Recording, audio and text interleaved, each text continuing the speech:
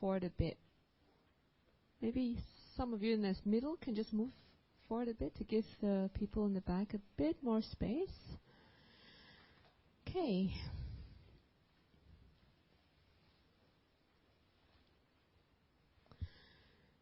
So today's topic is the effects of meditation.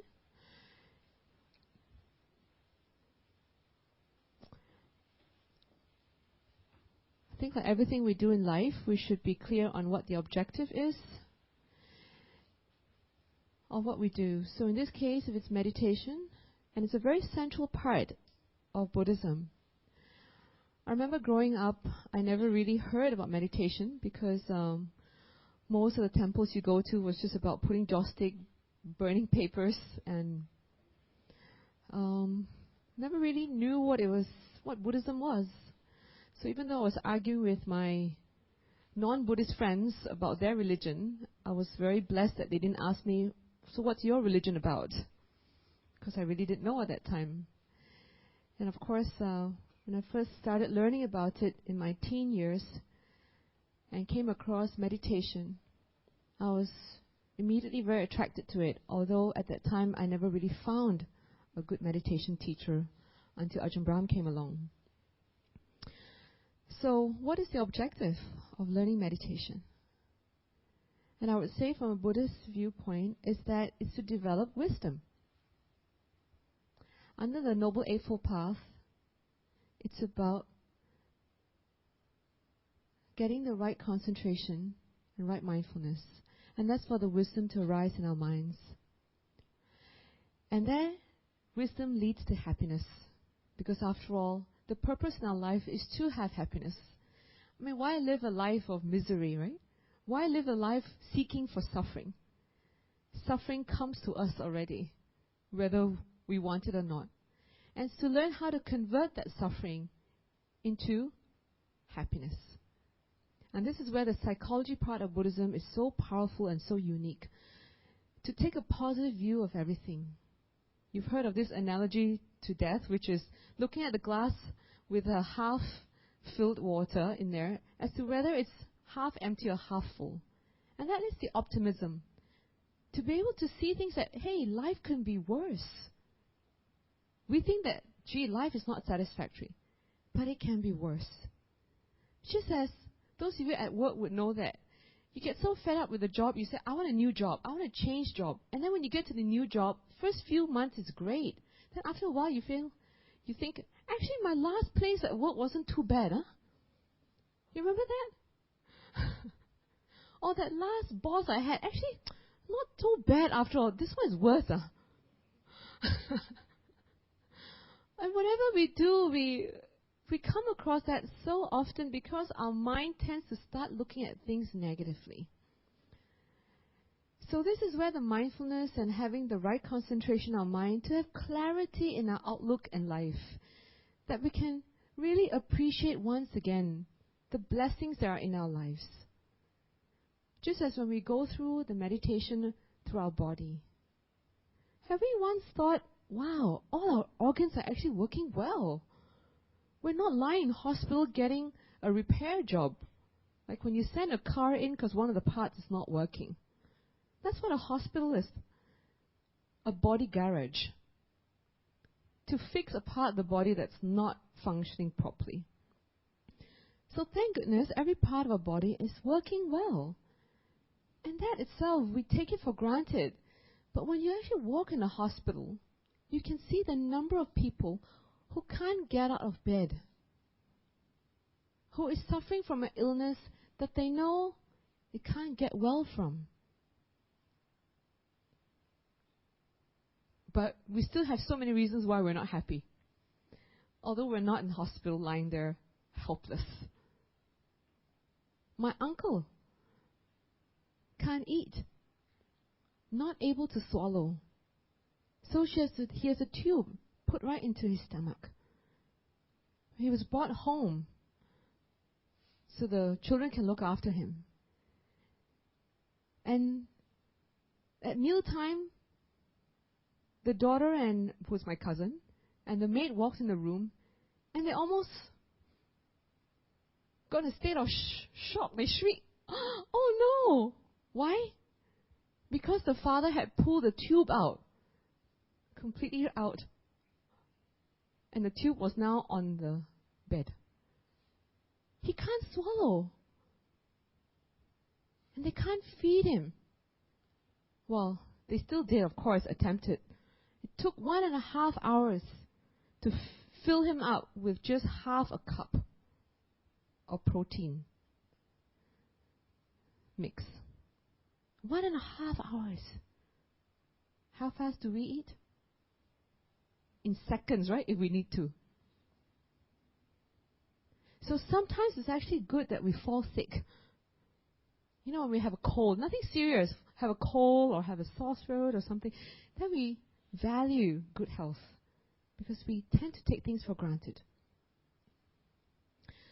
So in practicing our meditation is to bring those mindfulness back to the present and to be able to look into our mind without any distractions.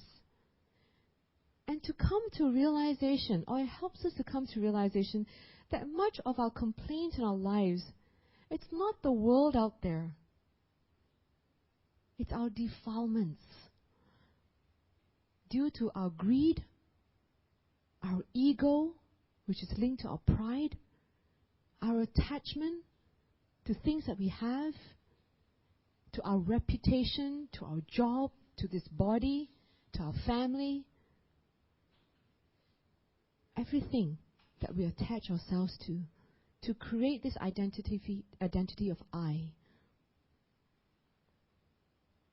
That is the cause of our suffering, the root of it. But when you're meditating, you can't escape, or it's harder to escape the truth on where our real problems come from.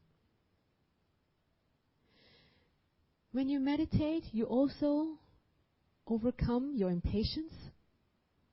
I don't know about you, but I used to be really, really impatient. I used to be very quick-tempered, short-tempered, but now I hardly lose my temper. I hope I don't do it this afternoon after I've just said this. You know how it is, you say it and then the next thing you know, you just do it.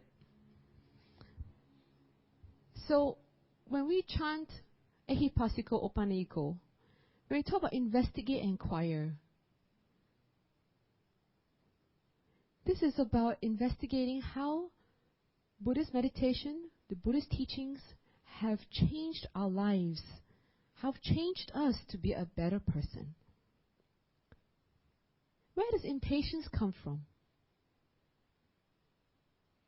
From not being to keep our mind still. That's what it is. Our mind is in flux when we're waiting for someone or waiting for something to happen. In flux. When is it starting? Why is it not starting yet? Where is he? Where is she? Why is she late? Something happened? Wow, she's so inconsiderate. He's so mean. Make me wait so long. The mind is creating this whole flux, like whipping up the calm waters. It's like putting fire under a pot of water and you start to see this water bubble. Or you go to this pond that's really calm and you can actually see clarity. But when you start putting a stick in and you whip the water, all the sediment at the bottom will float up. And you can no longer see the bottom of the pool. And impatience comes from this I, the ego. I am more important than the other person. How can he make me wait? Usually people with smaller egos are more patient than people who have big egos. That's why the most impatient person in a company is the biggest boss. When you're a small fly, you have to have small ego. But of course, when you come across a smaller fly, then your ego enlarges. Correct? Like, do you dare to be impatient with your boss? No, you know your place, right? Do you dare to be impatient with your client who pays you your big paycheck? No. So therefore, the impatience is linked very much to the size of the ego at that point in time. So when you meditate and you cultivate the mindfulness helps you to remember, to recall that, hey, it's your ego again taking over. Your mind is now playing tricks on you. Nowadays, our children's ego are even bigger than ours sometimes. I don't know what happened. I remember I would never dare lose my temper at my parents. I would be properly dealt with if that happened. I remember slamming on a door on my father once to show him my anger. I think I was 15 or 16. And he put me right. And I remember his words to me. For all the love I've given you, and you slammed the door to show me your anger. Do you know how much that hurts me? Those words cut into my heart like the sharpest blade. And that was the one and only time I ever showed off to him. But today's kids, somehow these words don't work.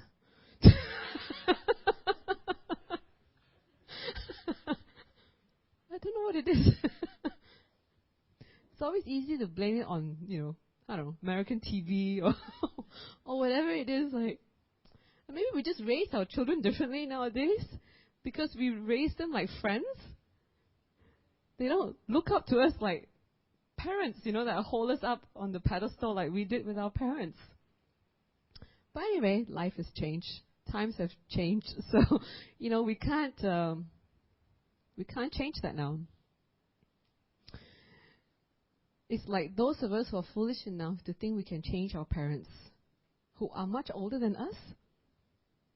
Why do we think we can do that? It's one of the easiest ways to find and create suffering for ourselves. Sometimes when I'm counseling and people come to me and says, my mother is this. Ajahn Brahm said, he can't even teach his own mother Dhamma. Are you Ajahn Brahm? So if he can't teach his mother Dhamma, how can us? How can we? So let's be realistic. We just have to accept our mothers, our fathers, our elders as they are. And this is another point in meditation. We realize that we can't change our mind just like that. So we have so much suffering when we meditate and trying to make our mind calm and peaceful. It's a journey. A pond that's been whipped up so much and constantly being stirred.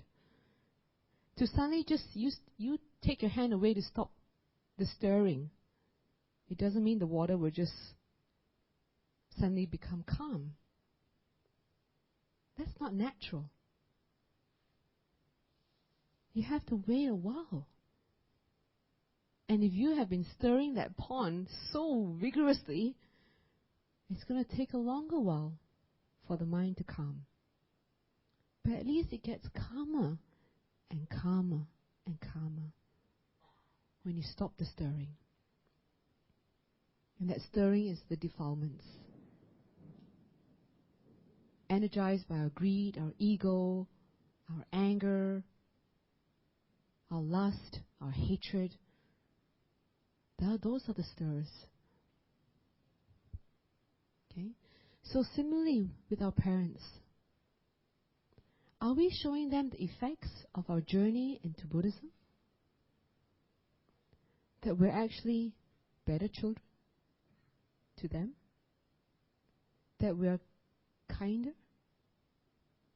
More understanding to their limitations? That they can't change and they're not going to change? Have we shown that we're more caring? More forgiving? Not just to them. It's easier to forgive parents. But what about to our siblings who may have had arguments and differences with us? How could our parents be happy if they knew or if they know that their children don't get along? Because we can't see eye to eye with each other. Because we're fighting over certain things that both of us don't agree to give in. Why would our parents be happy?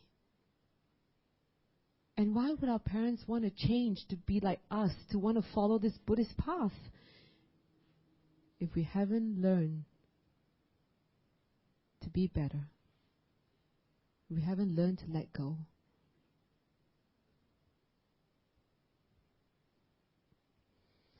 So the mindfulness in meditation help us to be aware. And that's why in some teachings, mindfulness is equivalent to the awakening, the heightened awareness of ourselves. So it reduces our impatience, because we realize now it's our ego at play. It reduces our desire to change other people, but instead to have the aspiration to change ourselves. And when we change ourselves, then others would want to follow this path because they become inspired. Just as if we walk into Buddhist fellowship and you see the staff here arguing with each other, they don't get along, you talk to this one and you said, oh, that one is taken care of by so-and-so. You go talk to that person, which happens in our office, right? It's not my job, it's his job. You go talk to him. If that happens here in BF, I think many of our EXCO members will be very disappointed. Because while here we are trying to promote the Dhamma, but we can't apply the Dhamma within the Buddhist fellowship. If we EXCO members can't get along, we have failed. Or we are failing. Because how can we sit up here and preach and we don't practice what we preach?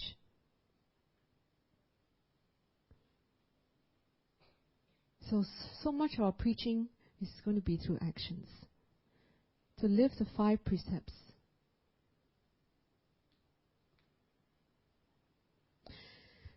How many of you have sometimes sleeping problems? Please raise your hand. Come on, raise higher. Don't be shy. Sleeping problems. Wake up in the middle of the night, can't go back to sleep. Sometimes you can't sleep. Yeah, there's quite a few of us. And I say us because I'm also one of them. I have this internal clock that I don't know how to reprogram yet. I wake up at 5 o'clock. Doesn't matter what time I go to sleep. And then I will lie there till 6 o'clock. But like today, I was much better. I sat up and I meditated. And this is probably what we probably should do. Because when we lie there and we're trying to go back to sleep,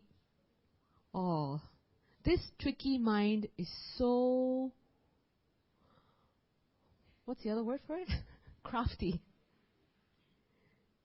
You say to it, I want to sleep, go sleep, go sleep. And the mind says, oh, I'm not sleeping. I'm not sleeping. It's like putting a kid to bed. Come on, go sleep.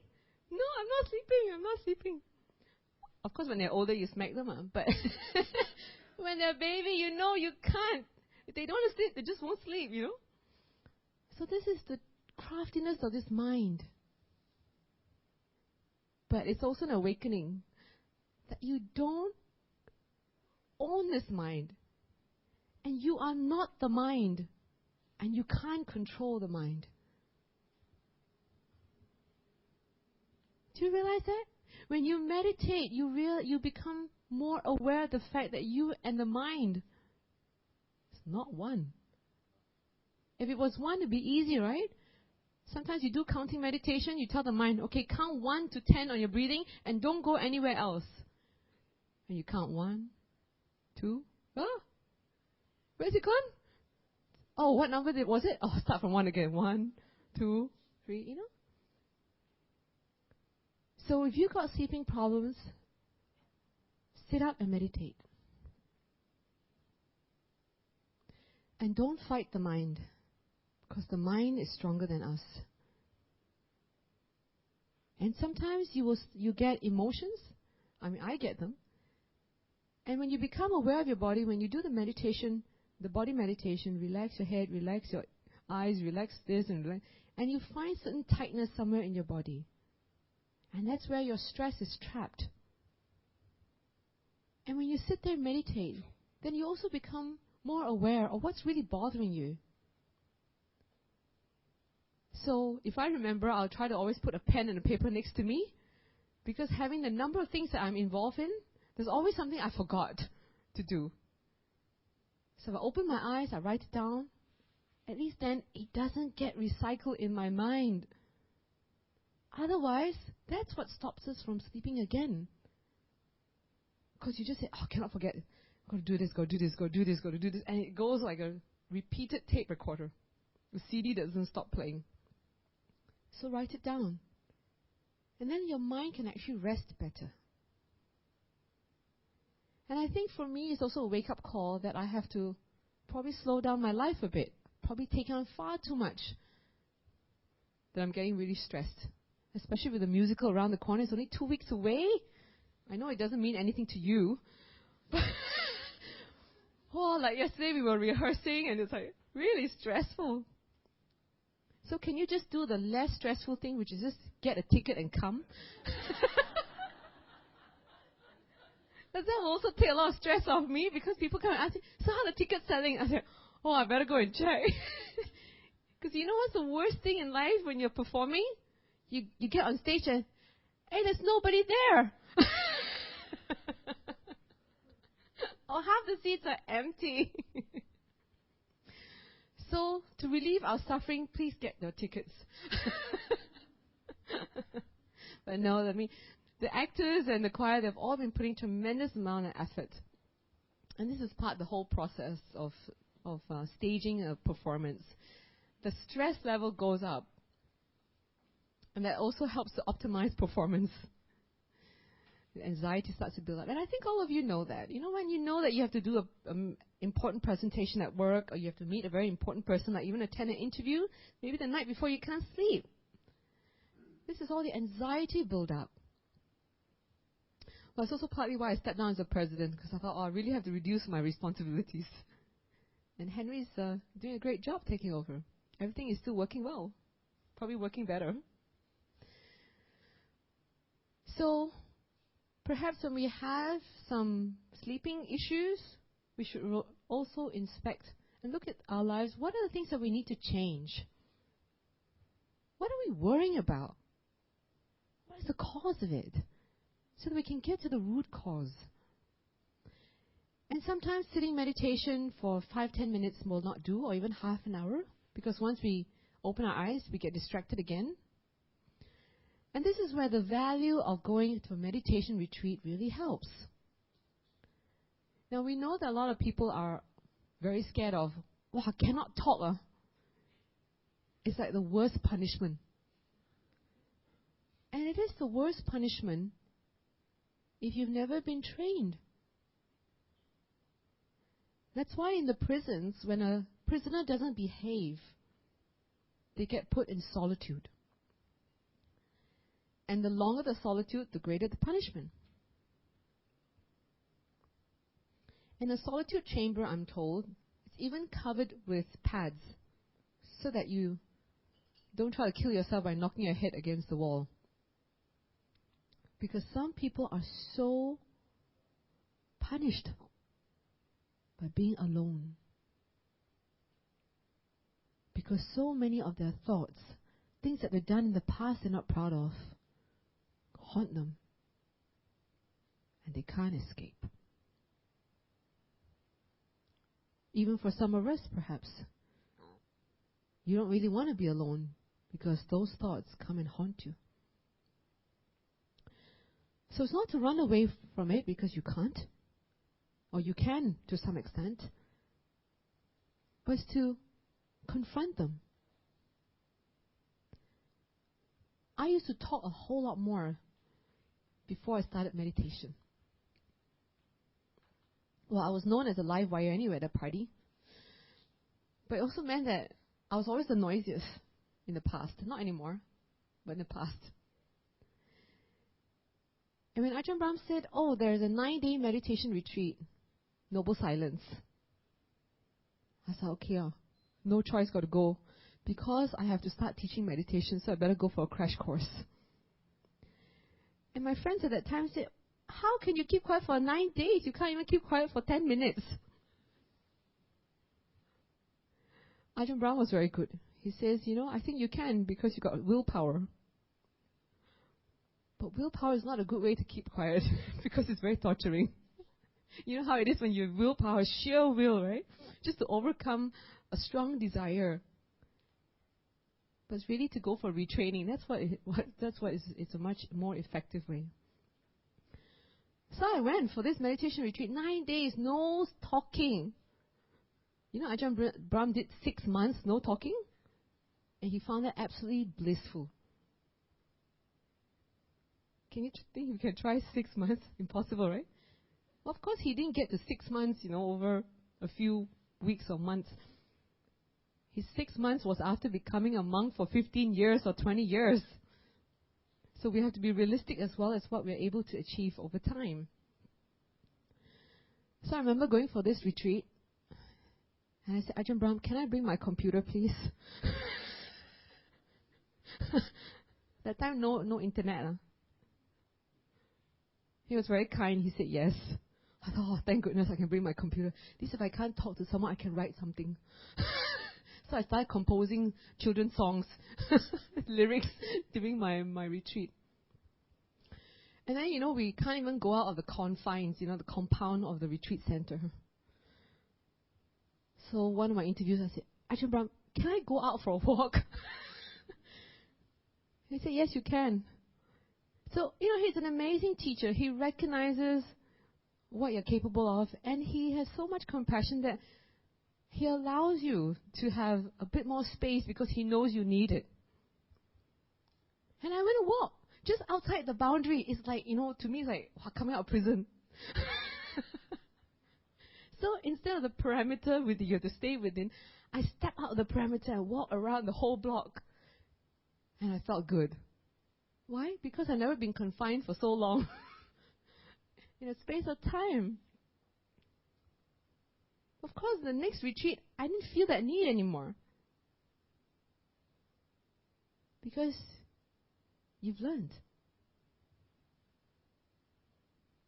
And I remember going to him and breaking down. I can't meditate. He said, of course you can. He says, don't try to time yourself. Because I used to time myself.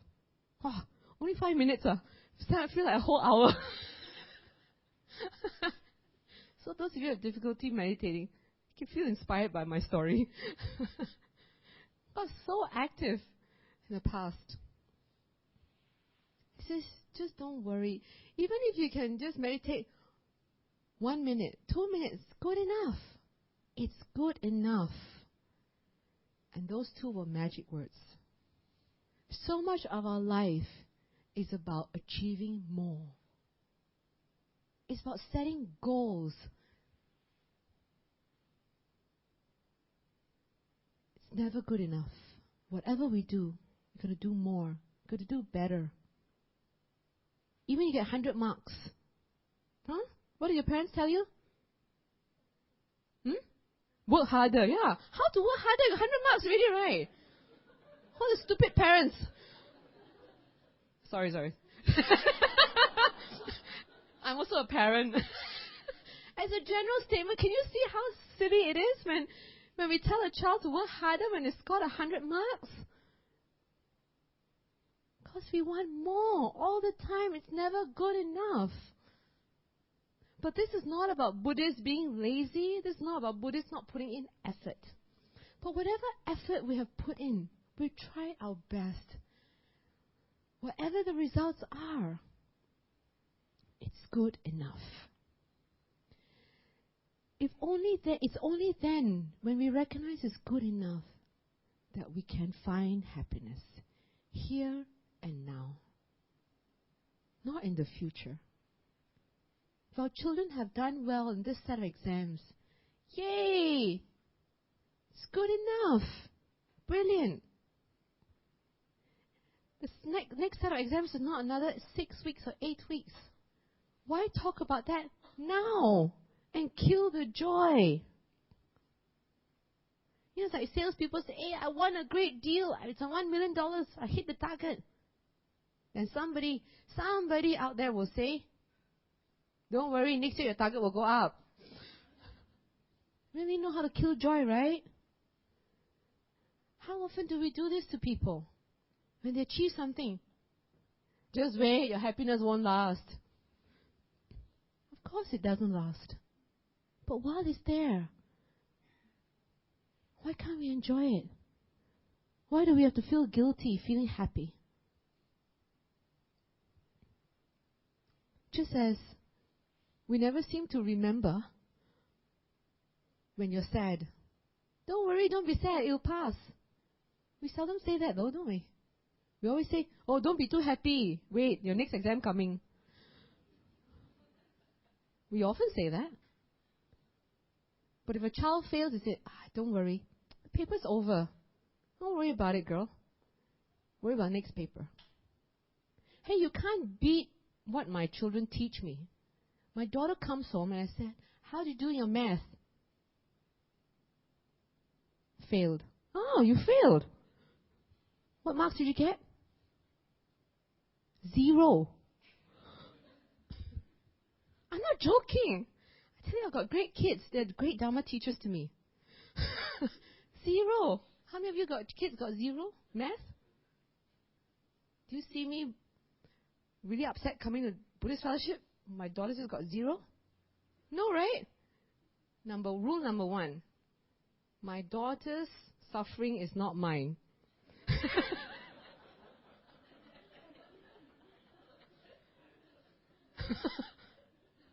I've been through school already, no? I don't know about you. I've been to school. I went to university. I took my master's degree. Her results are not mine, no? So I'm not going to let her 0 marks cause me a lot of suffering.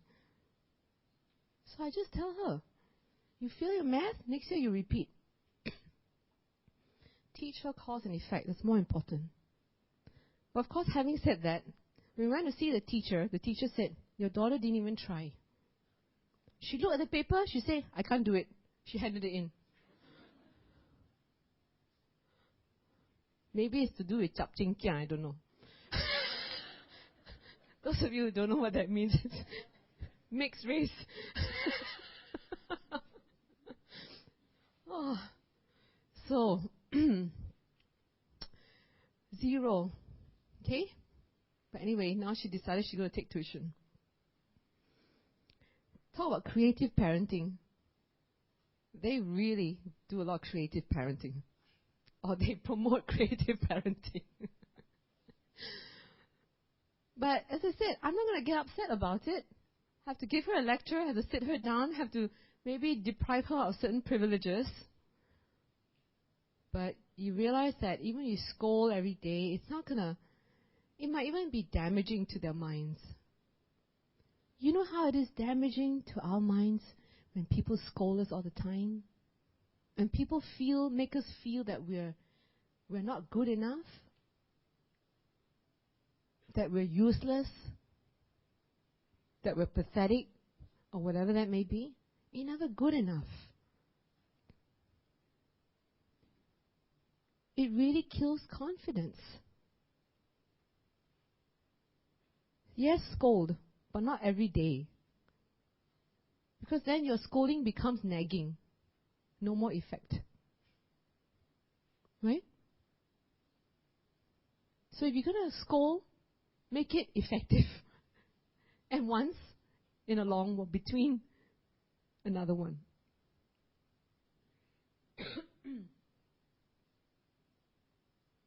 My son is even more amazing. I said to him, if you don't do your PSLE well, this year's PSLE year, you might end up in not a good school.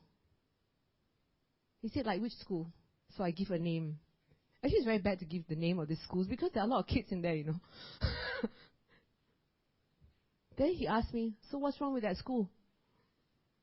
I also cannot say. Because other people tell me not a good school. I also don't know really what's wrong with that school. He said, what's wrong with that school? He said, anyway, Mom, After 1 year there, I can ask for transfer. I also don't know not don't know lah. He's obviously got a reborn mind. Because his mind is a lot older than his age. He comes up with these statements that I don't know where he gets it from, and it's like an old man talking to me in a child's body. It's quite scary sometimes. Huh? And then sometimes you meet older people, and you think, hey, this is a child mind in an older person. Because, they lack wisdom, they don't seem to be able to work out their own problems, right? So it's like a child. So in my case of this son, it's like an old mind in a child's body. So it's teaching me a lot. Then some of the other effects of meditation, I'm going to change topic now, is that you become more aware of not just your surrounding, but aware and in tune. It's like your sixth sense sharpens. Do you realize that sometimes somebody calls you and you say, oh my gosh, I just thought of that person? Did you get that? Sometimes? Or you call someone and say, hey, I was just thinking about you. Amazing, right? Telepathy. It's no joke, right? When you do a lot of meditation, you can pick up thoughts from people. We don't call that mind reading. This is not like, you look at someone and you go, literally read their minds. It's like you just pick up thoughts. So it actually makes you a very good counselor, because in counseling, a lot of things are unspoken. What they tell you or what people share with you is only the tip of the iceberg. The iceberg theory is that what you see above water is only a very small part of the entire iceberg. If you look under the water, it's a huge amount. Probably 90% of the iceberg is underwater. So same when you do counseling, how could anyone tell you in few minutes the entire life story? Or their life experience with someone who is giving them so much grief? You're only seeing the tip of the iceberg. And when you recognize that, you will be less likely to judge so quickly what the real cause of the problem is. In all the marriage counselings I've done, I've never heard someone come to me and said, a lot of the problems in my marriage is my fault. 98% I hear of all the problems in marriage counseling, it's my spouse's fault. Of course it's your spouse's fault, but it can't be 90%. Definitely not 100%. In any relationship, even if the guy is really awful, our responses make a difference on whether that person is going to be even more awful or stay at par or can actually be nicer. Because this awful person that you speak about, someone else gets along with him, right? Someone else gets a smile from him, gets a treat from him, gets even a compliment from him. Just not you. So if it's not you, it can't be that person is all bad. It's that you have the inability to bring the best or the better side of him. Or your inability to love him. No one is unlovable, as they say, because there's always someone who loves that person. The mother, if no one else. That's why criminals, it's not a really good word, it's labeling, but people get convicted and put in prison. Most times, the father may not visit because he's too ashamed of the son or the daughter. But the mother will still go visit. This is not general. I mean, this is not to say all fathers won't visit, but I'm saying that at the end of the day, the mother will still go. So it's still someone who loves this person who's been convicted of murder or rape or whatever that may be. So therefore, it's our inability to love, our inability to see the good side of others and to bring the better side of them out.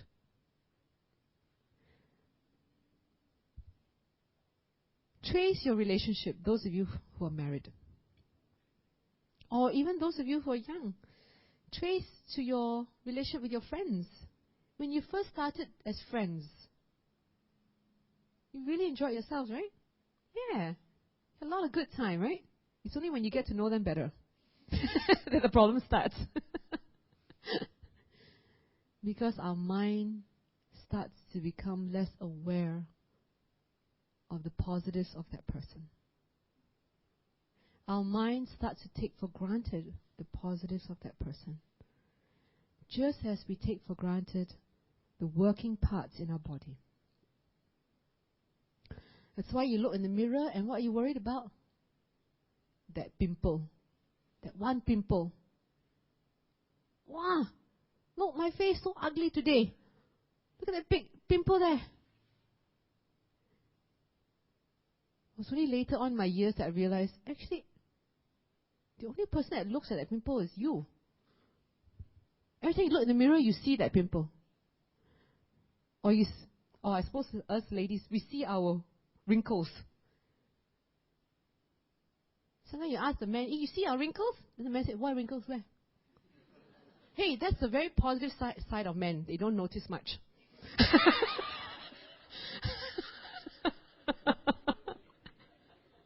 While the woman will see every part. Why? Hey, you got wrinkle there? Huh? Hey, I also got wrinkle, no? You got wrinkle. You never see two men going at each other. Hey, you got wrinkle. Hey, I also have wrinkle, you know. Huh? Men don't get those kind of talk, right? Come to our musical, there's a part called Man Talk. Men don't get emo and go to this emotional talk, right? They talk about football, stocks, and shares. It's a really great song. Casey was singing this. And it's so true. Really strange. That's why sometimes, after a while, men can't understand women and women can't understand men. Because we start off our relationship actually appreciating the difference. We see the man, oh yeah, you're so logical. You're so practical. You're so reliable. And all these wonderful things, right?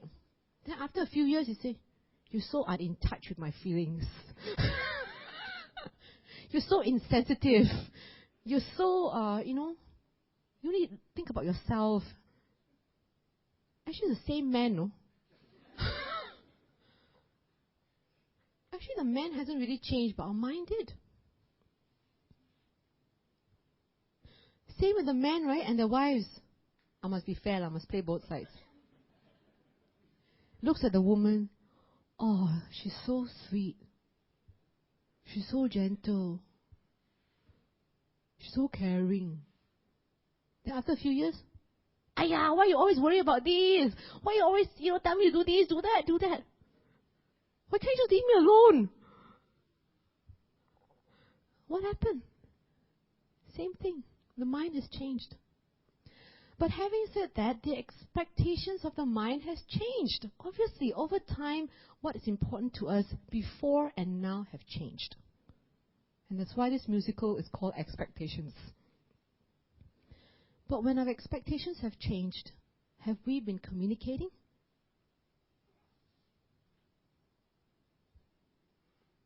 No. The meeting of minds is no longer there. Or the wavelength have gone disconnected. Both were before tuned in to 95.0. Both listening to nice, same music, can dance up and down the ballroom or wherever. Then, one switched to 91.3, the other switched to 98.3. wrong tunes, right? Because they're no longer connected. The minds are no longer in sync. Even friends. It's when communication lapses. So in meditation is to realize that and to work on our ego, because usually it's our ego that stops us from wanting to talk about what really hurts us, what really has disappointed us in life about the relationship. When you're friends at the beginning, you talk so much. You talk about what you like, what I like, right? What I enjoy doing, what you enjoy doing, and we try to do things with each other that we enjoy doing. Sometimes I do what you like, sometimes you do what I like. See? Even this young girl here has the same experience with her friends. So what about us? We even have more relationships in our lives. Another effect of meditation, of course, is to be able to see into our past lives. But that should never be the aim of our meditation. It's just a peripheral outcome of a meditation. Psychic powers is probably enlarged, of being more and more powerful in your telepathy. But it should not also be the aim of a meditation. The Buddha never practiced or developed his mindfulness for those powers. They just came as a result. But rather to uncover the truth in life, or where our suffering comes from and where our happiness is derived from. And to achieve the ultimate wisdom, to be able to let go of all the defilements and negative attachments.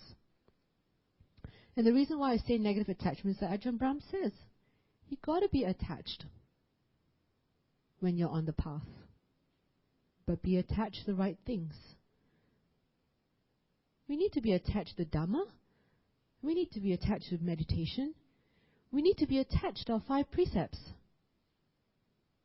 Just as when you're climbing up the ladder, you got to attach yourself to a rung. Otherwise you'll fall. You cannot walk up a ladder and say, I don't want to hold on to anything, I'm going to walk. We'll fall. So choose our attachments and remove the attachments that are not positive. Now, in your practice of meditation, you will also sometimes see colors in your mind when you're meditating. Sometimes they're brighter than others. And sometimes they come in different formations. Ajahn Brahm explained that this is seeing the nature of your mind, as in there are natural colors in your mind. Sometimes you see beautiful silhouette colors. But you usually don't see them twice. But we shouldn't, once again, be meditating to try to just see these colors, because they become craving. And once you crave for it, you won't get it. So when you're not craving, it's like the meditation is good enough. And that's when the acceptance comes, the letting go happens. And these natural lights will come. And it's an indication that your meditation is really heading in the right direction. But of course, when you see lights the first time, you get so excited. Ah, lights! Lights! And then, poof, you're gone. You know, so it's a bit like when you go to a country and you want to watch wild animals, and you have to be quiet, and you just sit there and watch. And then the first animal comes out. Ah! Animal! Poof! Gone. So even fishing, right? I'm not encouraging fishing, by the way. But same with fishermen. They don't like people who come along and talk, and make a lot of noise, because the fish will all swim away. They don't run, no legs. They swim away. So you need the calm, the peace, So there are many effects, positive effects of meditation. And it certainly don't make you crazy. That is not one of the effects of meditation. Unless you're schizophrenic. That's different. But usually people do not admit to themselves being schizophrenic.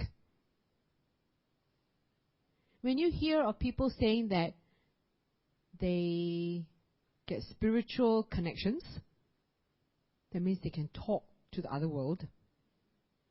It's not usually true. It might be schizophrenia. Because schizophrenics experience a world of their own that's all in the mind. They have their own set of friends in the other world. And it's not the other world as in the ghost world, you know. It's just another world in their own mind. And they usually have stories of being, what's the word for it? They get really paranoid. Like someone's always after them. And the people plotting against them. These are actually very clear signs of possible schizophrenia. And you need to take them to a doctor, not to the medium. Many cases that come to Ajahn Brahm because they think they've been possessed, it's actually schizophrenia. So go to the doctor first. If only the doctor can't fix, then you bring him to Ajahn Brahm. Okay? Because it could well be a medical condition. Okay, so I'm going to stop here. And as it is Mother's Day, please remember to call your mother today. Or at least talk to her if you can't see her.